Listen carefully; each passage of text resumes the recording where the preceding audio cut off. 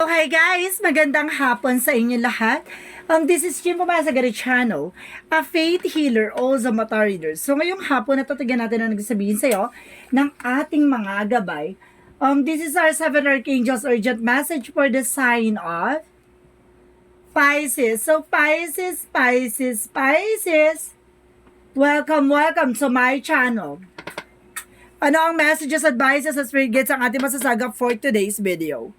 Kanina kayang energy or kaganapan sa buhay ng mga Pisces ang ating mga hagilap. So guys, this reading is a journey din lamang, hindi lahat makaka-resonate. Kunin lamang po makaka-relate sa inyo and comment down below kung kaninong energy ang ating nasagap. So guys, kumapit-kapit ka dahil ito na mensahe sa iyo ng ating mga gabay. And of course, maraming salamat sa walang sawa pag-supporter sa aking channel. Lalong-lalo na hindi nag-escape ng ads na way pagpalain kayo ng Diyos at may kapal, siksik, diglig, nag-uumapa ang bumalik sa inyo. So, umpisahan na natin. Angel Spirit Messages for the sign of Pisces. Ano kaya ang messages sa'yo, Pisces? Wow! Unang baraha, pasabog. There's a 6 of Wands. A victory coming into you. Ibig sabihin dito, meron talagang tagumpay na there's a white horse ako nakita dito na mukhang talagang magkakaroon ng padyak ng swerte, no? And of course, there's an hermit card. Now, there's soul searching or soul enlightenment. May mga bagay na maglilinaw sa'yo, no? Additional messages. And of course, guys, there is a 10 of Wands. There is a burden. Marami kayong responsibilidad, marami kayong obligasyon, no?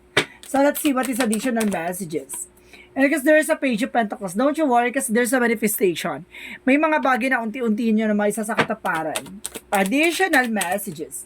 And because there is an 8 of Cups, there is a letting go, moving on. Kailangan ng pakawalan o kailangan ng kumawala sa negativity. And of course, kailangan mo na mag-move on, no? May mga sitwasyon tayo na kailangan na nating moving forward. So, what is additional messages? And of course, there's a 10 of Swords.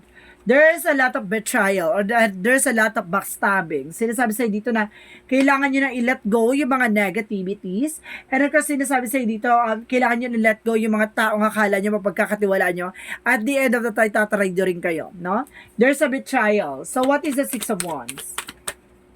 What is the 6 of Wands? What is the 6 of Wands? Angel Spirit Guides. What is the 6 of Wands? There's a 9 of Pentacles. There's a blossoming abundance. So, magkakaroon ng victory and success dito na magtutuloy-tuloy sa'yo about sa finances. And because there's a hierophant, a lesson learned, no? May mga bagay na matututunan ka dito. May mga bagay na parang isa sa katuparan sa'yo. So, dahil dito, kumbaga, natutunan mo yung mga pinagdadaanan mo, lahat ng mga bagay-bagay. Kumbaga, ngayon ay naging lesson na sa'yo yung mga nangyari sa'yo from the past. And because there's a 10 of Wands, and of course, there's a 7 of Swords. Okay, there's a sneakiness. Kumbaga, sinasabi sa'yo dito, kumbaga, maaaring ginagamit ka na lang nila, no? Maaaring ginagamit ka na lang nila. Or maaaring, imbis na nakipagtulungan sa'yo, kumbaga nagiging iniisip nila na kumbaga kaya mo naman gato ganyan, 'di ba? There's a 7 of Swords, there's a cheating, lying on you. Maaaring yung obligasyon mo minsan siguro inaabuso na nila, no? Or yung kumbaga yung pagtulong mo, no? Minsan inaabuso na nila. Kumbaga may mga bagay na hiningi sa iyo tapos hindi naman pala doon, kumbaga sumusobra na, no? Kumbaga wala namang masamang tumulong pero yung kung kumbaga ginawa ka na nilang kumbaga yung pagtulong mo dito parang inano na nila kumbaga inabuso na nila, no? And of course, there's an Ace of Wands. Kumbaga, there's a new beginning coming in for you. May mga bagong simula dito, no? So, what is the 8 of Cups? So, 8 of Cups represent the 5 of Swords, no? There's a self-sabotage. No? Kailangan nyo na i-let go. Kailangan mo i-let go mo yung negativity at kailangan mo na i-let go yung mga bagay or situation or yung mga eksena mo na alam mong hindi nakakatulong sa'yo. Kaya pala, there's a sabotage, no? Kumbaga, imbis na magpasalamat na tinulungan, kumbaga inabuso ka pa. And of course, there is a Queen of Swords. There's an information na kung baga nakita mo na yung bigger feature of yourself. Natauhan ka na. Ngayon parang nagsisinggi sa utak mo na mali pala yung sobra-sobrang pagtulong na ganito, ganyan, ganito. Kumbaga, yung responsibilidad kasi inako mo yan at the same time talagang pinanghawakan mo. Pero hindi nila pinahalagahan yon. Bagkos inabuso nila, no? Abang tinutulungan, mas the worst silang parang mas lalo silang nagiging greedy, no? So what is the Six of Wands and the Nine of Pentacles? There's a Two of Pentacles, there's a balance. Kailangan mo raw maging balanse, no? Sa sarili mo, and of course, sa kanila. And of course, there's an Emperor. Be mature enough. Maging mature ka, kailangan mo ng investment. Kailangan mo mag-invest sa sarili mo. So what is the Ten of Wands and of course the Seven of Swords? And of course, there's the Four of Pentacles. Protect your power, protect your energy. Diba, protection mo yung finances mo. Kasi, tendency dito pa, kumbaga, inaabuso nila yung pinaghirapan mo. Diba, kala nila ganun lang pulutin yung pera. At the same time, kala nila ganun-ganun na lang basta-basta. Diba? Kumbaga, panihingigan to, ganyan yung pala, hindi na pinakalagahan. No, and of course, there is a Six of Pentacles. There is magtutuloy-tuloy na raw about sa finances, manifestation and new beginning. Dahil dyan, there's a giving and receiving, di ba?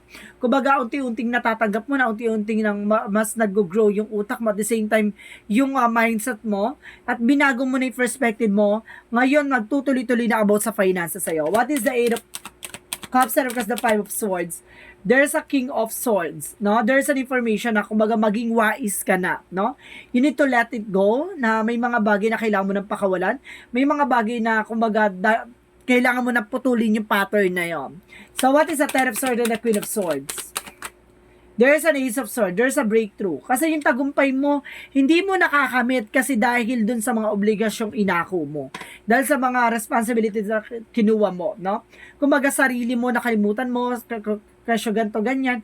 Kumbaga ngayon nagkaroon ka ng mental clarity na kumbaga dapat maging balanse, no? Kumbaga kapag may kaya ka at may sobra at ang alam mong kaya mong tumulong, ibigay mo. Pero yung para sa sarili mo, kailangan marunong kang magtabi, no?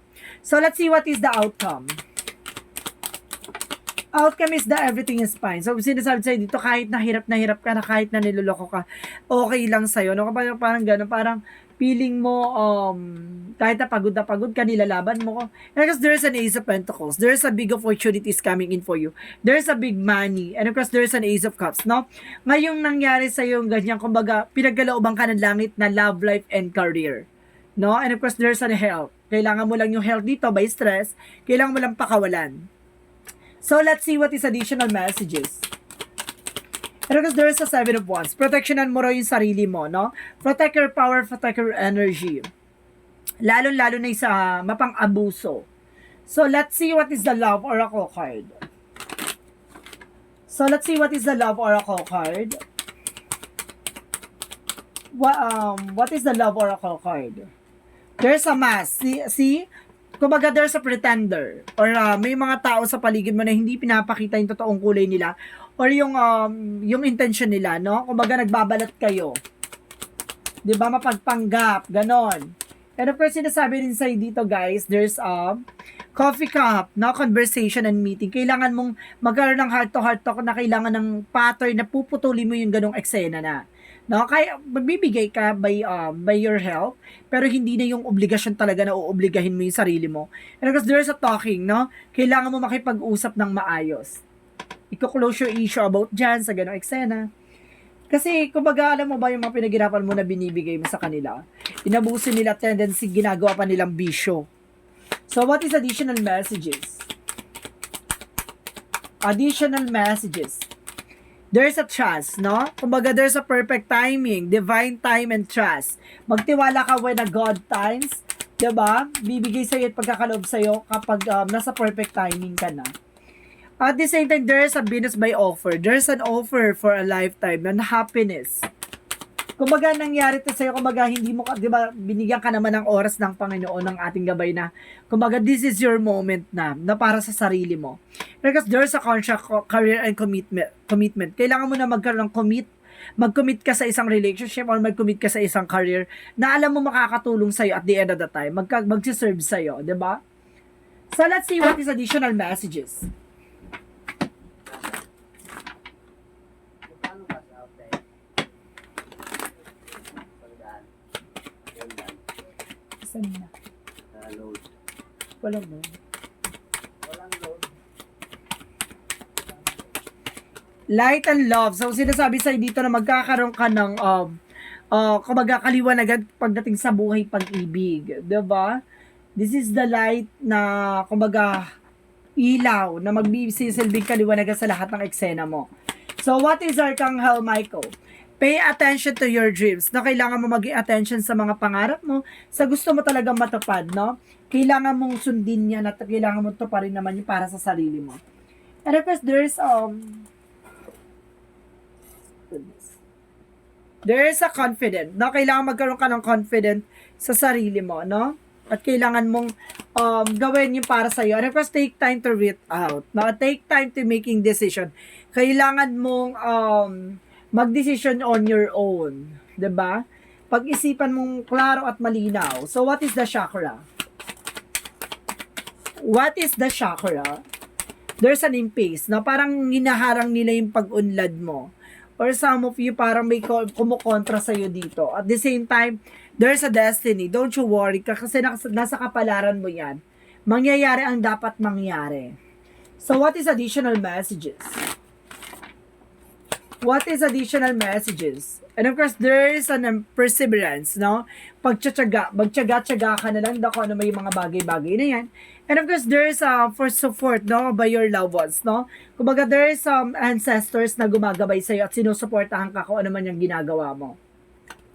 So, let's see what is Archangel Raphael.